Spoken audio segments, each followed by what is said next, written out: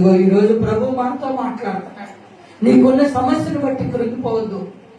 నా కూతురు ఇంకా గర్భఫలం రాలేదు, నీళ్ళు వేసుకోలేదు, నాకు అల్లుడికి సరైన ఉద్యోగం లేదు, నా కొడుకు ఉద్యోగం లేదు, నా కొడుకు వివాహం జరగట్లా, నా కూతురికి వివాహం జరగట్లా, ఏ చేసినా వెనుకబడిపోతుంది, ఏ చేసినా చేతికి రాట్లా అని ఒకవేళ కృంగిపోతున్నావా? కృంగిపోవద్దు. కృంగిన సమయాలలో నీకు సహాయకుడుగా ఉంటానని వాగ్దానం ఇచ్చాడు.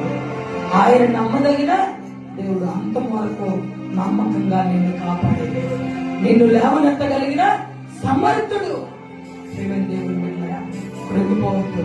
దేవాలయాన్ని పట్టుకో, దేవుని పాదాలు పట్టుకో, విడవక ఎడబాయక దేవాలయంలో నీ అవసరత కొరకు అక్కరత పడుతూ కన్నీరు విడిచి ప్రార్థించు. అద్భుతాలు చూస్తావు, ప్రార్థించు.